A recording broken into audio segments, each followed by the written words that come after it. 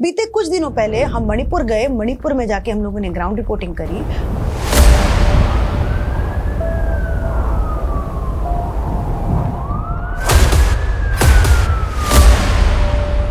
और कुकी समुदाय से भी बात किया, मैती समुदाय लोगों से भी बात की।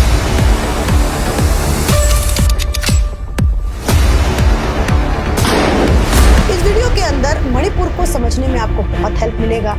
मणिपुर को आप देखा जाए तो मणिपुर एक मिनी इंडिया की तरह देख सकते हैं, पर कोई अचानक सा अपना जमीन लेना चाह रहे हैं तो हमको डर लग रहा है कि सभी रिलीजन अपना जमीन ना पूछ बैठे यहाँ पे से। इस वीडियो में क्योंकि ग्राउंड रिपोर्टिंग भी है, कुछ फैक्ट्स एंड फिगर भी हैं और कुछ बातें ऐसी हैं जो आपने कहीं नहीं सुनी। बता रहे कि दो कम्युनिटी के बीच में कॉन्फ्लिक्ट है, बट एक ही स्टेक होल्डर है इस कॉन्फ्लिक्ट में, वो है आप मणिपुरी खुद को बुलाना भी नहीं चाहती हैं। No, I'm not Manipuri. I'm a Kuki. I'm born as a Kuki. Meitei are killing us, You driving are us away. killing them. Myanmar people are not killing us. They coming here for shelter. It's a different case. इसलिए मैंने इस video को 5 points में बांटा है। पहला point है कि मणिपुर की हिंसा का आखिर कारण क्या है, आखिर ये कॉन्फ्लिक्ट हुआ क्यों। दूसरा पॉइंट है मणिपुर हिंसा का जिम्मेदार कौन है। तीसरा पॉइंट है आखिर इन दोनों ही समुदाय में से, कुकी और मैती में से सही कौन है। चौथा पॉइंट है कि मणिपुर का कॉन्फ्लिक्ट कब खत्म होगा। और पांचवा और सबसे आखिरी कि इन सब का कंक्लूजन क्या है। और इंटरनेशनल बॉर्डर का ये हाल है, आप समझिए अगर आप ये कहीं उत्तर प्रदेश से देख रहे हैं, दिल्ली से देख रहे हैं, तो आप सच में आश्चर्यजनक रह जाएंगे कि लोग यहाँ पर किचन, यहाँ पे गार्डनिंग कर रहे हैं, लोग वहाँ तक एकदम, क्या मजाक चल रहा है क्या ये सब। ये सारी समस्याओं से बहुत पहले ही हमारे देश की सरकारों को लड़ना चाहिए था। शायद आज जैसी परिस्थिति मणिपुर में हुई है, ऐसी परिस्थिति भारत के दूसरे स्टेट्स में भी हो सकती है। तो ये बहुत पहले ही ध्यान देना चाहिए। बॉर्डर का स्टेट है, मैं यहाँ पर पहली बार मैं कुछ ऐसा देख रही हूँ कि इस तरीके से खिलवाड़ जो है वो हमारे बॉर्डर के साथ किया जा रहा है। और म्यांमार की स्थिति आप लोग जानते हैं, नहीं जानते तो जाके गूगल सर्च कीजिए कि म्यांमार की स्थिति क्या है। तो सबसे पहले हम शुरू करते हैं कारण से। कारण समझने के लिए सबसे पहले आपको एफएमआर को समझना पड़ेगा कि एफएमआर क्या है। फ्री मूवमेंट रिजीम इसका फुल फॉर्म है और ये भारत सरकार ने कहा है कि अब इसको ये खत्म कर देगी। जब मैं मणिपुर में ग्राउंड रिपोर्टिंग करने गई तो मैं मणिपुर का जो बॉर्डर है म्यांमार से, वहां पर कवरेज करने गई और मैंने वहां पर देखा कि 16 किलोमीटर तक भारत के लोग म्यांमार जा सकते थे और म्यांमार के लोग भारत आ सकते थे। ये तो मजाक है भैया, फेंसिंग के नाम पर नहीं है। आपको ये जो मेरे पीछे दिख रहा है, ये आपको ऐसा लग रहा हो किसी ऐसी छोटी सी जगह है उसकी फेंसिंग हुई होगी, नहीं, ये इंटरनेशनल बॉर्डर है। जी हाँ, ये इंटरनेशनल बॉर्डर की हालत इस तरीके से है और उस तरफ म्यांमार शुरू हो जाता है और ये भारत है। ये मणिपुर का मुरे एक जगह है। परमिशन लेके आए भाई साहब, आपको शूट नहीं कर रहे हैं हम इस तरफ, उनको शूट मत करो। अच्छा ठीक है, आप लोग हट जाओ। क्या दोबारा से शूट करो? आपको नहीं कर रहे भाई साहब शूट, आपको नहीं कर रहे। ये इस वजह से किया गया था एफएमआर को साइन, क्योंकि एक ही समुदाय के लोग भारत में भी रहते थे और म्यांमार में भी रहते थे। उनके जो परिवार हैं वो उस तरफ रहते थे और उनके परिवार जो हैं वो इस तरफ रहते थे। इस वजह से भारत सरकार और म्यांमार की सरकार के साथ एफएमआर पहले कभी साइन किया गया था, लेकिन अब जो है भारत सरकार इसको खत्म करना चाह रही है। तो मुझे एक ये पॉइंट भी लगा कि ये भी मणिपुर के कॉन्फ्लिक्ट का कारण हो सकता है, क्योंकि बॉर्डर्स के पास सबसे ज्यादा कुकी समुदाय के लोग ही रहते हैं। जहाँ पे मैं कवरेज करने गई उस जगह का नाम था मोरे और वो हिली एरिया में आता है। और यहाँ के मुख्यमंत्री अब आप ये कुछ सालों से ये मुद्दा उठा रहे हैं कि यहाँ पर इलीगल माइग्रेशन बहुत ज़्यादा होता है। तो सबसे पहले आपको इसको स्ट्रॉन्ग करना चाहिए था। ये आप देख रहे हैं कितना पोरस बॉर्डर है, लोग यहाँ से वहाँ चले जा रहे हैं, वहाँ से यहाँ आ जा रहे हैं। ये इतना बड़ा मजाक भारत की सिक्योरिटी के साथ किया जा रहा है। ये मणिपुर की एक जगह है मोरे और मोरे के अंदर आता है ये पोंगल बस्ती, और यहाँ से देखिए लोग कूड़ा फेंकने के लिए जो है वो उस तरफ जाते हैं। तो इतना बड़ा मजाक हमारी नेशनल सिक्योरिटी के साथ किया जा रहा है। सोचिए अगर कोई आतंकवादी यहाँ से कोई जाएगा, कोई भारत के साथ कुछ करना चाहेगा, इजीली यहाँ से कर सकता है, बहुत इजीली कर सकता है। अब यहाँ पे मैं लोगों से बात करती हूँ, अब मैं लोकल लोगों से यहाँ से बात करने का कोशिश, देखिए भाग जाएंगे, थोड़ा सा मैं आप लोगों से बात करना चाहूँगी। भाई साहब रुकिए ना, थोड़ा सा बात करेंगे आप, थोड़ा सा। क्या नाम है आपका? शाहिद खान। शाहिद खान। तो आप यहाँ कब से रह रहे हैं भैया? बहुत साल हो गया। बहुत साल हो गया। अच्छा, तो पहले तो ये बताइए, इस तरीके से बॉर्डर कब से है? ये हमेशा से ऐसा ही है? हमेशा ही ऐसा ही है जी, ऐसा ही है। अच्छा, यहाँ से तो कोई भी आसानी से आ जा सकता है? नहीं आता, कहा मैं आर्मी रखा हुआ है, ड्यूटी है आर्मी में, आर्मी ड्यूटी है, आने जाने नहीं होता। कोई भी पैसा देके कितना भी देके वो अंदर आ जा सकते हैं आसानी से? नहीं नहीं नहीं नहीं। अच्छा, तो ये तो अभी क्या आप लोग उधर भी जाते हैं कूड़ा उड़ा फेंकने के लिए? कचरा फेंकने के लिए तो जाता है। जब आप कचरा फेंकने के लिए जा सकते हैं तो उधर से भी तो कोई कचरा अपना फेंकने के लिए यहाँ आ सकता है? नहीं आता आर्मी है ना वहाँ में। आर्मी के रहते ही तो गए आप भी ना कचरा फेंकने? वो तो आर्मी से बोल के तो किया है, तो ऐसी वो भी आर्मी से बोल के आ जाएगा इधर? नहीं आता। चलिए वो आपकी समझ पर मैं छोड़ती हूँ। अब आप ये सोचेंगे कि आखिर भारत सरकार एफएमआर को खत्म क्यों कर रही है और ये मणिपुर के कॉन्फ्लिक्ट में कारण कैसे बना, इसको हम समझेंगे दूसरे पॉइंट में, जिस सेक्शन का मैंने नाम रखा है रिस्पॉन्सिबल कौन है भारत के अंदर, जो मणिपुर के अंदर जो आज हालत ऐसी है, उस सेक्शन में हम लोग समझेंगे। इसमें देखा गया कि एंड पार्ट में जब थर्ड में होने के पहले जो कम्युनिटीज कौन है, मैतेज है, नागा है, कुकीज है, and there are 32 other communities यहाँ पे लीव कर रहे हैं। लेकिन देखा गया कि इस एसटी डिमांड के अगेंस्ट में मोबिलाइजेशन सब कम्युनिटीज में, हिल कम्युनिटीज में हुआ था, बट लास्ट में एक ही कम्युनिटी रह गया था जो इसके अगेंस्ट में है, वो है Kuki community. Nagas did not participate wholeheartedly, and वो लोग ने मना कर दिया कि नहीं, इसमें हम पार्टिसिपेट नहीं करेंगे। तो देखा गया कि जो वायलेंस स्टार्ट हुआ वो जहाँ पे कुकी कम्युनिटीज जहाँ पे है, जिस पॉकेट्स में है, वहीं से वायलेंस स्टार्ट हुआ, and violence was very ruthless. Womens were massacred, buried, जिसका खबर अभी तक नहीं आया है। यहाँ पे एक रिएक्शन हुआ कि इक्वली कुछ ऑर्गेनाइजेशन जो जहाँ पे डिस्टर्ब हो रहा था उनको सेव करने में लगे हुए थे, गवर्नमेंट सेव करने में लगा हुआ था, क्योंकि सब भाग रहे थे टुवर्ड्स इम्फल वैली, चूड़ाचांदपुर से, अंकॉकपी से। सो सिमिलरली ऑटोमेटिकली रिएक्शन हुआ, Meitei community started reacting with the Kuki community, and यहाँ से कुकी लोग को भी जाना पड़ा, उनका घर जलाया गया, वहाँ पे भी घर जलाया गया। तो ये जो 4-5 दिन हुआ, और 4th और 5th मेनली इम्फल वैली में हुआ, बट 3rd में जो चूड़ाचांदपुर में हुआ उसका रिएक्शन से ये हुआ। एंड उसके बाद अब दूसरे पॉइंट पर आते हैं। दूसरा पॉइंट है मणिपुर के अंदर एक बिल का आना, जिसका नाम था स्टेट पॉपुलेशन कमीशन बिल। ये बिल ठीक वैसा ही है जैसा पूरे देश में एनआरसी लागू होने की बात हो रही थी, उसी तरीके से ठीक ये बिल है। इससे ये होगा कि पूरे ही स्टेट में ये उसके नागरिकों का पता करना था कि आखिर जो मणिपुर में लोग रह रहे हैं वो कब से मणिपुर में रह रहे हैं और क्या करने के लिए मणिपुर में वो रह रहे हैं। इसलिए ये मणिपुर की सरकार के द्वारा बिल लाया गया, जिसका नाम रखा गया स्टेट पॉपुलेशन कमीशन बिल। ये भी एक कारण था मणिपुर के कॉन्फ्लिक्ट का होने का, क्योंकि मैंने ये जब कुकी महिला से एक बात किया तो उन्होंने खुद मेरे स्टूडियो में आके इस बात को बताया कि मणिपुर की गवर्नमेंट जो है वो हम लोगों से आधार कार्ड मांग रही थी, जिसकी वजह से ये पूरा कॉन्फ्लिक्ट हुआ है। जो भी चीज़ जो प्लान अभी जो मणिपुर में जो लड़ाई चल रही है, इनकी ये चीज़ है सारा प्री प्लान्ड है। रीज़न भी बताऊंगी मैं। प्री प्लान्ड कैसे? या प्री प्लान, मैं ये चीज़ को 100% प्री प्लान बोलूँगी। फर्स्टली क्या हुआ है कि जहाँ जहाँ पे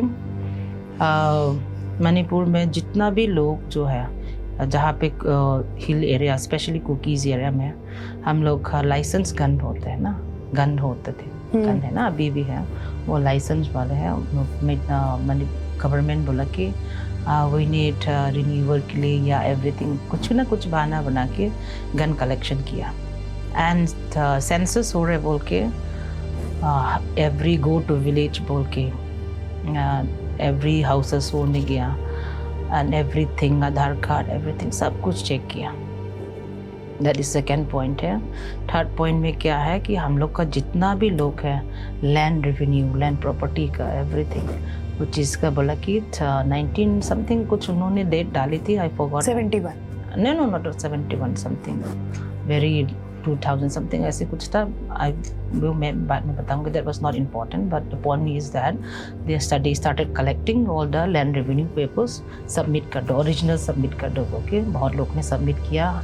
हमारा कुकी वाले लोगों ने गन लाइसेंस के साथ गन सबमिट किया था।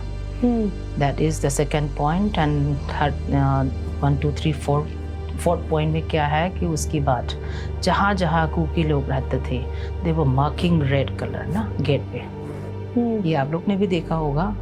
उसके बाद May 3 को ST की डिमांड की वजह से होल हिल पीपल ना combined with Naga and Kuki, हम लोग सब पीस रैली प्रोटेस्ट किया था। जिसमें हथियार थे? नहीं, सुनो मेरी बात, हथियार की बात तो बाद में आएंगे ना। तीसरा पॉइंट है बॉर्डर फेंसिंग का। भारत सरकार ने हाल ही में करीब 30,000 करोड़, मतलब आप से समझिए कि जब से भारत आजाद हुआ, म्यांमार दूसरी कंट्री है, तब से बॉर्डर्स ही सिक्योर नहीं है म्यांमार के साथ। अभी जब मैं दूसरे पॉइंट पर बात करूंगी रिस्पॉन्सिबल वाले सेक्शन में, आपको बताऊंगी कि म्यांमार की हालत कैसी है और कैसे म्यांमार से लाखों करोड़ों रोहिंग्या चिन पीपल बांग्लादेश में गए एज अ रिफ्यूजी बन के, और बांग्लादेश से फिर भारत में आए। और चिन पीपल जो हैं वो, क्योंकि भारत का बॉर्डर लगता है 4 स्टेट का बॉर्डर जो है वो म्यांमार के साथ लगता है, तो वहाँ से किस तरीके से लोग जो हैं वो लगातार भारत के अंदर आ रहे हैं। तो अब वो पूरा का पूरा बॉर्डर 1600 किलोमीटर का करीब ये पूरा बॉर्डर है, और ये पूरा अभी फेंस है ही नहीं। FMR की वजह से इस पूरे 1600 किलोमीटर बॉर्डर पर फेंस ही नहीं किया गया है। तो तीसरा पॉइंट था बॉर्डर फेंसिंग का। तो हाल ही में सरकार ने 30,000 करोड़ रुपए दिए हैं, सैंक्शन किए हैं, ताकि भारत का म्यांमार के साथ बॉर्डर को फेंस किया जाए। तो इसका भी एक विरोध वहां के लोगों के द्वारा किया गया। जो लोग बॉर्डर इलाके में रहते हैं, जो हिली एरिया में रहते हैं, वो भी इस कॉन्फ्लिक्ट का कारण बन सकता है। अगर हम अब बात करें चौथे रीजन का कि मणिपुर के हिंसा का चौथा रीजन क्या है, तो सबसे लास्ट में आता है ST स्टेटस। जी हाँ, आपने मुझे सही सुना, ST स्टेटस। जो आप बार बार सुन रहे थे कि मणिपुर के कॉन्फ्लिक्ट का कारण ST स्टेटस है, क्योंकि मैती लोग ST स्टेटस की मांग कर रहे हैं। तो ये सबसे आखिरी और सबसे आप ये कह सकते हैं फूहड़ मुद्दा है कि जिसका कोई मुद्दा ही नहीं है, जिसका कोई मतलब ही नहीं है। There is only one, एक ही स्टेक होल्डर है इस कॉन्फ्लिक्ट में, वो है इलीगल इमिग्रेशन। अगर कोई दूसरा इस कॉन्फ्लिक्ट का स्टेक होल्डर है, वो होना चाहिए government of India. Manipur as a state is just protecting the border of government of India. हम जो यहाँ पे अभी जानते हैं कि गवर्नमेंट ऑफ मणिपुर ने 4 चीज लेके एक्टिव रोल प्ले किया है, जिसके कारण ये कॉन्फ्लिक्ट स्टार्ट हुआ है। गवर्नमेंट ऑफ इंडिया का वर्जन है कि जब ST कोटा डिमांड आया और हाई कोर्ट का रूलिंग आया, उससे कम्युनिटीज में एक इनसिक्योरिटी फील हुआ। ये कारण हो सकता है, बट हमें लगता है कि ये मेजर कारण नहीं है। जबकि गवर्नमेंट ऑफ इंडिया का इनिशियल वर्जन अमित शाह जी जब यहाँ पे प्रेस कॉन्फ्रेंस किए, तो उन्होंने यही बताया कि ये कॉन्फ्लिक्ट ST कोटा डिमांड के लिए हुआ था, क्योंकि ST स्टेटस की वजह से उनको यूनिफॉर्म लैंड लॉ मिलेगा।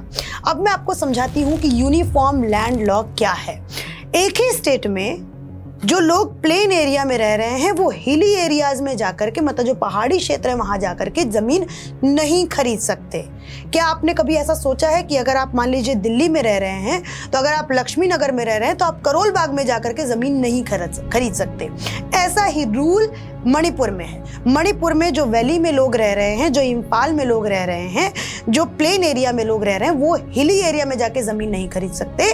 तो इसकी वजह से वो यूनिफॉर्म लैंड लॉ मांग रहे हैं। अब आप ये सोच रहे होंगे कि ये यूनिफॉर्म लैंड लॉ की आखिर वहां पे जरूरत क्या है? सालों से ऐसा चलता आ रहा है। सालों से ऐसा है कि मणिपुर में जो वैली इलाके में रह रहे हैं वो हिली एरियाज में जाकर के तो जमीन खरीदते नहीं थे, क्योंकि म्यांमार से भारत के अंदर इन्फ्लिटेटर्स कहिए, इलीगल माइग्रेंट्स कहिए, रिफ्यूजी कहिए, इन लोगों का आना पिछले कुछ सालों से बहुत ज्यादा बढ़ गया, जिसकी वजह से वो लोग वैली इलाके में भी आने लगे, क्योंकि रिसोर्सेज की कमी पहाड़ों पर बहुत ज्यादा थी। रिस्पॉन्सिबिलिटी समझने के लिए मणिपुर हिंसा का रिस्पॉन्सिबिलिटी अगर हम लोगों को समझना है, कौन जिम्मेदार है अगर हम लोगों को समझना है, तो सबसे पहले हमें म्यांमार को समझना होगा और हमारे देश के उन 4 स्टेट के बॉर्डर्स को समझना होगा जिनका बॉर्डर म्यांमार के साथ लगता है, और जिसके कारण म्यांमार से हमारे इन चारों ही स्टेट में, जो कि नॉर्थ ईस्ट के 4 स्टेट हैं, यहाँ पर बहुत ज़्यादा मात्रा में, आप रोहिंग्या कहिए, आप कुकीज़ू कम्युनिटी के लोग कहिए, या फिर आप चिन पीपल कहिए, इन लोगों का पिछले कुछ सालों में बहुत ज्यादा आना हुआ है। लेकिन सबसे पहले हम समझते हैं म्यांमार का पॉलिटिकल सिनेरियो कि आज म्यांमार में कैसी हालत है। म्यांमार की हालत ऐसी है कि वहां का जो आर्मी ग्रुप है उसकी सीधी लड़ाई वहां के इलीगल आर्म्ड ग्रुप के साथ है। इलीगल आर्म्ड ग्रुप मतलब आप ठीक वैसे समझिए जैसे भारत में कुछ नक्सली ग्रुप हैं जो बार बार स्टेट को डिस्टर्ब करते हैं, कम्युनिटी को कहीं ना कहीं नुकसान पहुंचाते हैं, तो ठीक वैसे ही म्यांमार के अंदर वहां की सरकार और वहां के इलीगल आर्म्ड ग्रुप, क्योंकि वो चाहते हैं कंट्री को कंट्रोल करें, और आपको मालूम है कि सरकार तो चाहेगी कि उसके हाथ में ही कंट्री का कंट्रोल रहे। तो इन दोनों के बीच की लड़ाई की वजह से वहां के सिविलियंस काफी ज्यादा सफर कर रहे हैं।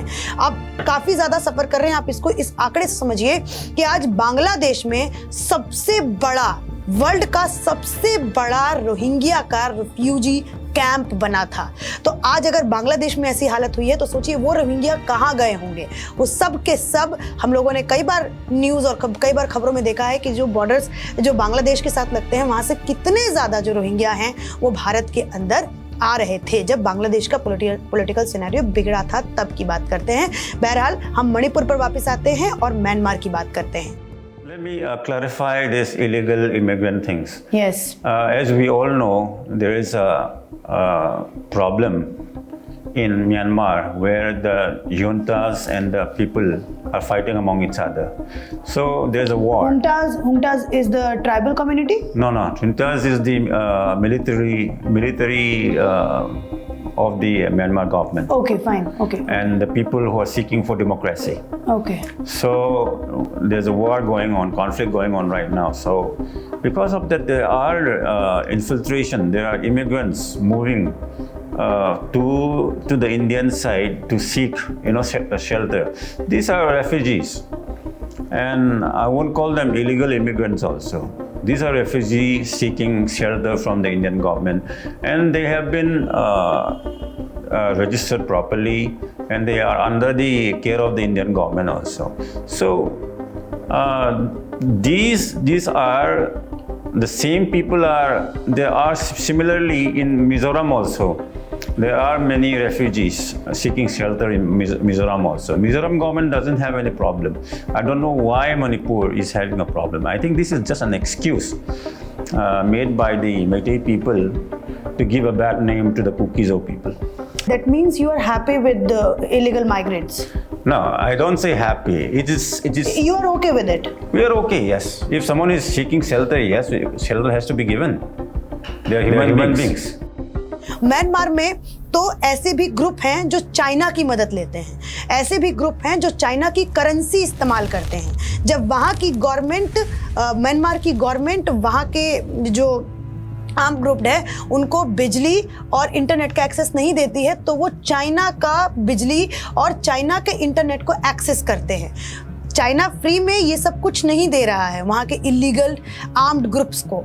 कहीं ना कहीं चाइना अपने इंटरेस्ट को साउथ ईस्ट नेशंस में बढ़ाना चाहता है और वो कंट्रोल करना चाहता है साउथ ईस्ट नेशंस को।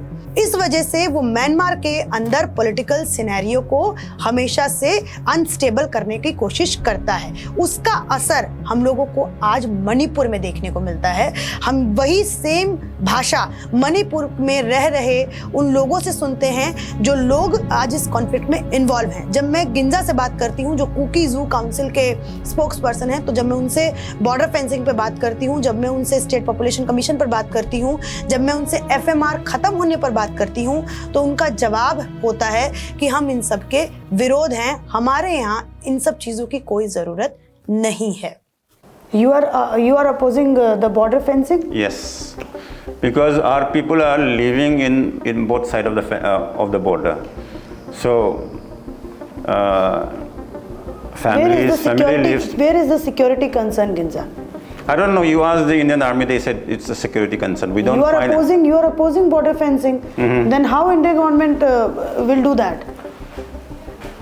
I don't know. You asked the Indian government why they wanted to construct a border fence. Why you guys are opposing border fencing? Because it's going to families are living on both sides of the border, and we don't want any. We have been living like this from a long time, and there was no need of this border fencing. Rule is rule for everyone.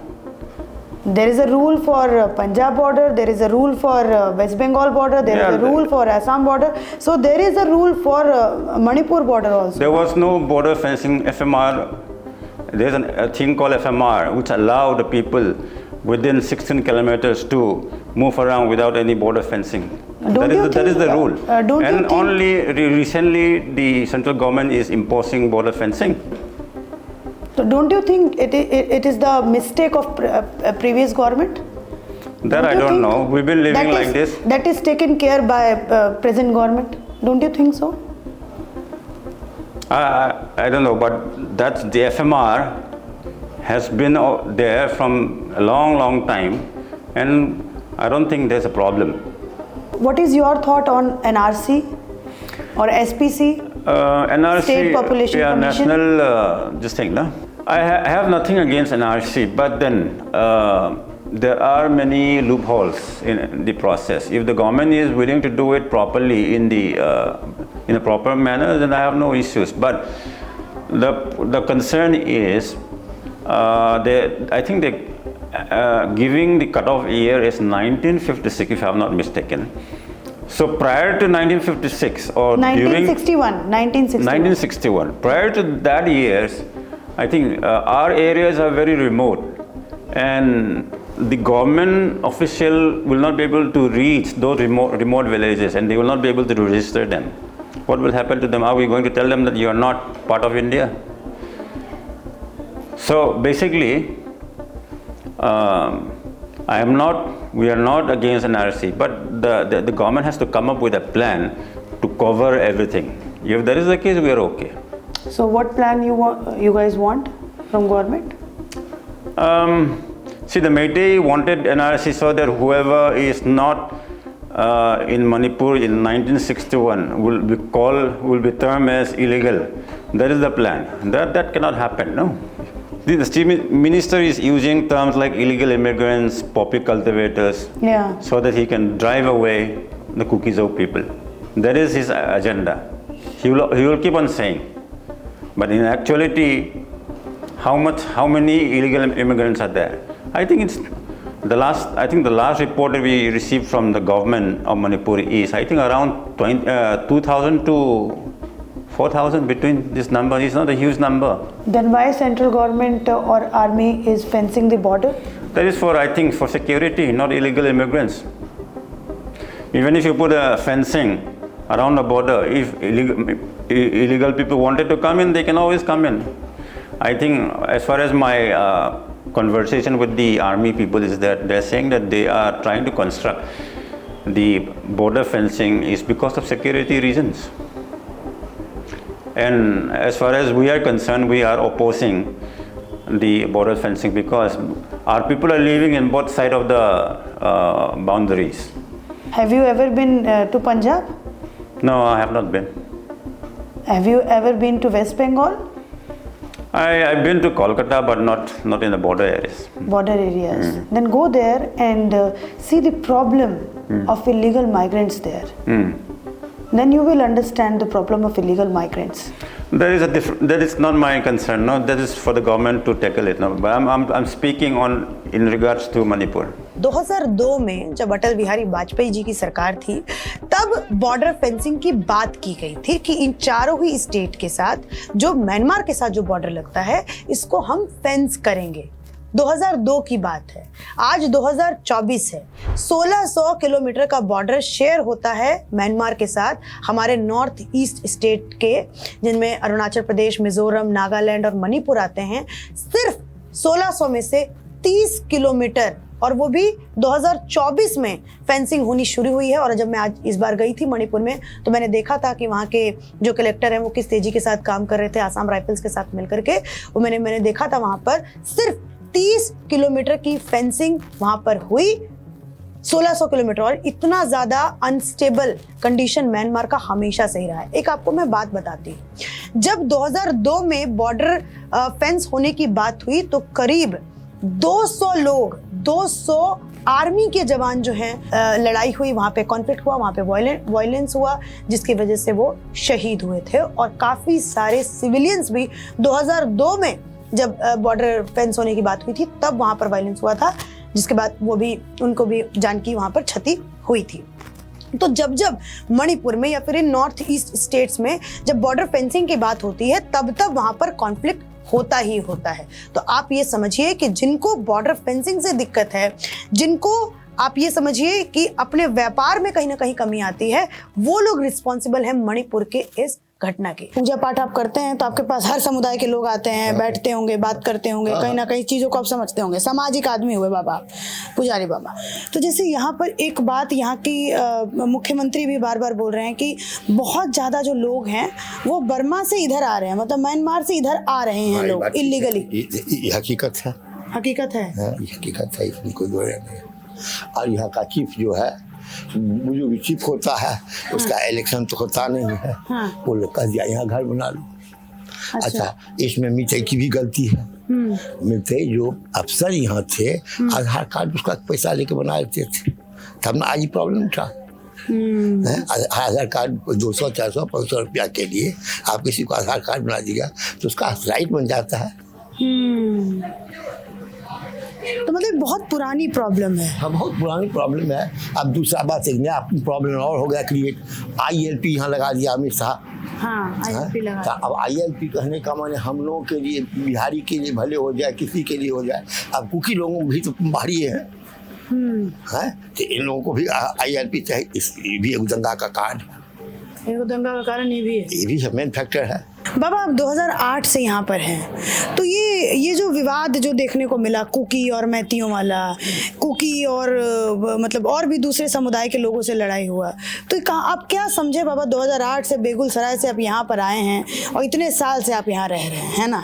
तो क्या समझे बाबा, थोड़ा मुझे बताइए। अब ये है, देखिए, हाँ बाबा, ये लोग चाहते हैं, कुकी संप्रदाय चाहता है कि ये क्षेत्र पूर्णतः हमारे कब्जे में हो। सही बात है। हाँ, वो लोग चाहता है कि हम यहाँ के पुराने वासी हैं। हाँ, वो लोग अपनी अस्तित्व की लड़ाई लड़ रहे हैं। ये लोग अपने अस्तित्व की लड़ाई लड़ रहा है। सीधी बात। ऐसी परिस्थिति आ सकती है कि छोड़ के भागना पड़े। क्या पता है, जब मान ली कि जो ऑरिजिन यहाँ के लोग हैं वो लोग भाग सकते हैं, तो हम लोगों को एक बार भाग जाना पड़े। ये भी तो हो सकता है। आप एकदम दिल छूने वाली बात कह रहे हैं बाबा, कि जो ओरिजिन यहाँ के जो लोग हैं, जो यहीं के मैती लोगों की तरफ बाबा इशारा कर रहे हैं, जब उन लोगों को ये छोड़ के भागना पड़ा, तो भैया हम बिहार से आए लोगों का तो क्या ही बिसात है। हम लोगों को तो जब बोलेगा जब हम लोग चले जाएंगे। तो हमारे देश में NRC कितना जरूरी है? इतने सालों में आपने कितना समझा कि NRC एकदम जरूरी है, पूरे देश में है, लेकिन ये पॉलिटिशियन जो होने देना नहीं चाहते हैं। नहीं होने देना चाहिए। ये लोग ये सोचते हैं कि हमारी रोटी कैसे, राजनीतिक रोटी खत्म हो जाएगी। इधर के इलाकों में जब मैं आती हूँ तब समझ में आता है कि NRC कितना जरूरी है, CA कितना जरूरी है। जरूरी है, दोनों चीज जरूरी है।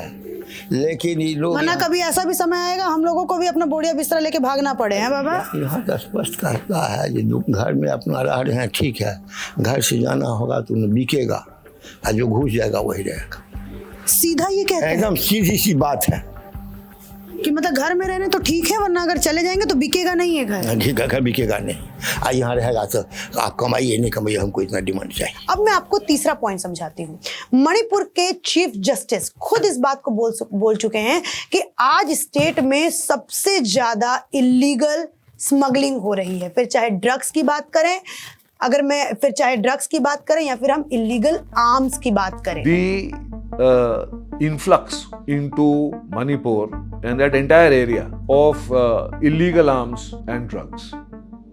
ड्रग्स को आप इस तरीके से समझिए कि मणिपुर के जो हिली एरियाज हैं वहां पर पॉपी कल्टीवेशन होता है। मैंने खुद जाके वहां पर पॉपी के खेतों को देखा है, और जब मैंने वहां पर लोकल लोगों से बात किया, जब मैंने वहां पे, अभी मैं नाम उनका नहीं बता सकती, एक ऑफिसर से बात किया तो उन्होंने बताया कि 1 kg पॉपी कल्टीवेशन का जो एंड प्रोडक्ट होता है उसका मार्केट में रेट है 1 करोड़, और ये सिविलियन से वहां के लोग करवाते हैं, और जो बिग प्लेयर्स हैं वो सिविलियंस का इसमें यूज करते हैं। पॉपी कल्टीवेशन करना बहुत ही इजी है, बीज डालिए, बारिश होगी और फिर जो फूल आएगा उसमें आप अफीम निकाल सकते हैं। तो इसलिए चूंकि व्यापार नहीं है, किसी तरीके का रोजगार नहीं है, तो लोगों को ये ईजी वे ऑफ लिवलीहुड लगता है, तो इस वजह से लोग पॉपी कल्टीवेशन पर डिपेंड हो जाते हैं और लोग पॉपी कल्टीवेशन में आ जाते हैं।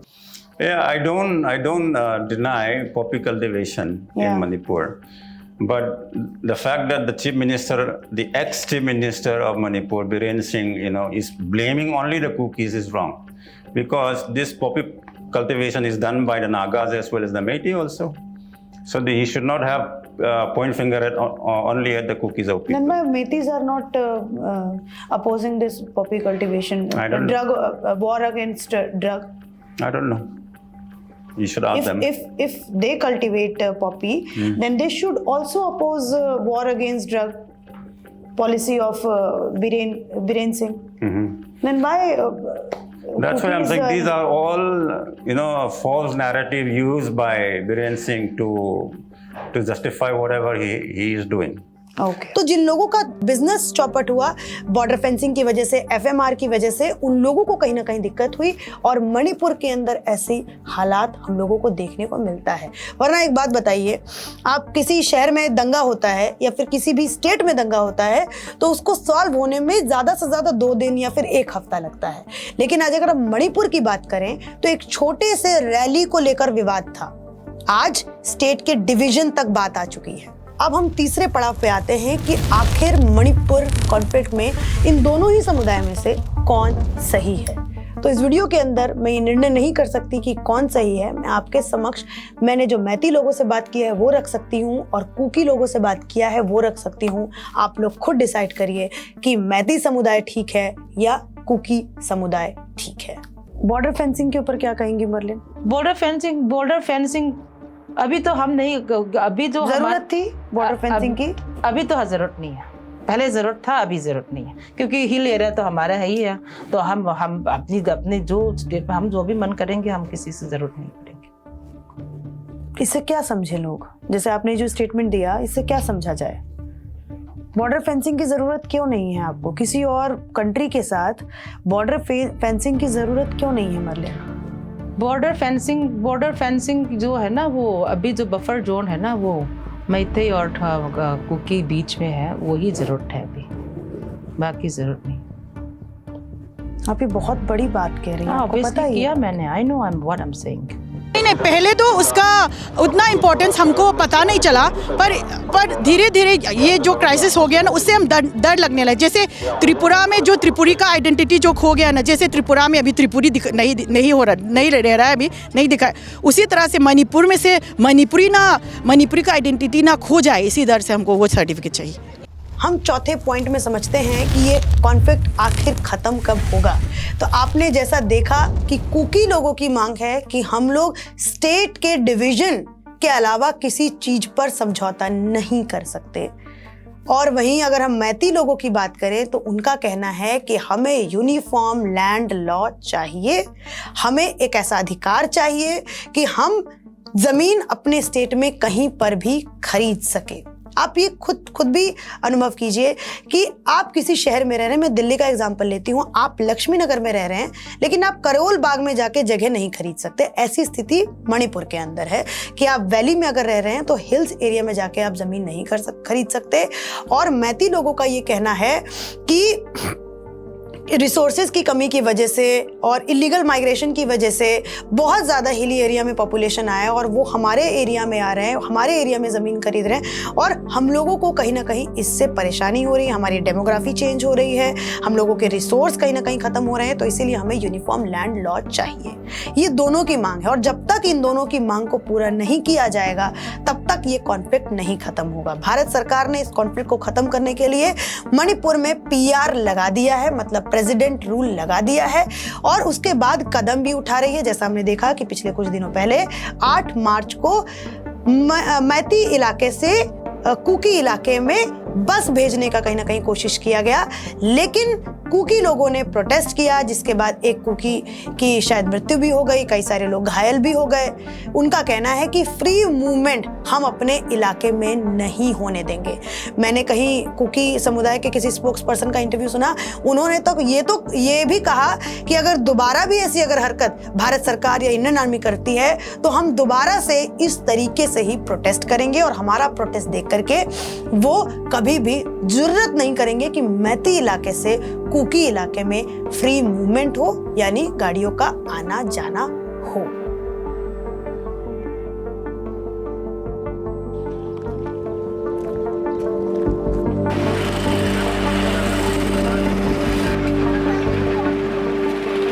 अब हम आते हैं कंक्लूजन के ऊपर। तो कंक्लूजन में मैं ये कहना चाहती हूँ कि मणिपुर आज एक ऐसा स्टेट है कि पूरे भारत के स्टेट्स का अगर हम कंपैरिजन करें तो मणिपुर का पर कैपिटा इनकम सबसे लोएस्ट है। वहाँ के जो निवासी हैं, वहाँ के जो लोग हैं, 90% हिली एरियाज में रहते हैं। सोचिए उनके पास क्या रिसोर्स होगा। लेकिन डेवलपमेंट इस तरीके का मणिपुर में है कि भारत के दूसरे स्टेट से मणिपुर को ज्वाइन करने वाला आज तक वहाँ पे रेलवे स्टेशन नहीं है। जब हम प्रोजेक्ट्स की अगर बात करते हैं तो काफ़ी सारे प्रोजेक्ट्स 2014 के बाद से ही, क्योंकि नरेंद्र मोदी जी की तरफ से एक्ट ईस्ट पॉलिसी लाई गई, जिसकी वजह से काफ़ी सारे प्रोजेक्ट्स जो हैं, फिर चाहे आप म्यांमार के साथ संधि करके सितवे पोर्ट का निर्माण करना हो या फिर Thailand Myanmar India trilateral highway को बनाना हो, जो कि नॉर्थ ईस्ट की अगर इकोनॉमी की बात करें या फिर भारत की इकोनॉमी की बात करें तो बूस्ट कर सकता है। क्योंकि चाइना का पूरी की पूरा जो ध्यान है वो साउथ ईस्ट नेशन के साथ मार्केट के ऊपर है, क्योंकि जो साउथ ईस्ट नेशन का जो मार्केट है वो बहुत बड़ा मार्केट है और उसको अभी चाइना कंट्रोल करता है। लेकिन भारत का इंटरेस्ट है कि हम चाइना पे से अपनी डिपेंडेंसी हटाएं और साउथ ईस्ट नेशंस के साथ अपने मार्केट को और स्ट्रॉन्ग करें, ताकि हम आत्मनिर्भर भारत को बना सकें। और जैसा हमारे प्रधानमंत्री कहते हैं कि 2047 तक हमें भारत को डेवलप्ड नेशन बनाना है, तो उसके लिए प्रधानमंत्री जी हमें नॉर्थ ईस्ट को कहीं ना कहीं पावरफुल करने की ज़रूरत है और नॉर्थ ईस्ट को डेवलपमेंट से भरपूर करने की ज़रूरत है। बिकॉज नॉर्थ ईस्ट के डेवलपमेंट के बिना हम सोच ही नहीं सकते कि भारत का 5 ट्रिलियन इकोनॉमी कभी हो भी सकती है। इसी के साथ धन्यवाद। मैंने करीब मणिपुर में 14 दिन बिताया, कुकी लोगों से भी बात किया, मैती लोगों से भी बात किया, लेकिन अंत में जब मैं वहाँ से लौट रही थी तो मुझे ये लगा कि वहाँ के लोगों को सिर्फ बरगलाया जाता है, सिर्फ इस्तेमाल किया जाता है, क्योंकि बहुत सारे ऐसे बड़े प्लेयर्स हैं जो अपना फ़ायदा मणिपुर के कॉन्फ्लिक्ट में भी ढूंढ लेते हैं, मणिपुर के बॉर्डर फेंसिंग का विरोध करके भी ढूंढ लेते हैं और कहीं ना कहीं वहाँ के लोगों के इमोशंस के साथ भी खेल लेते हैं। धन्यवाद। Thank you so much.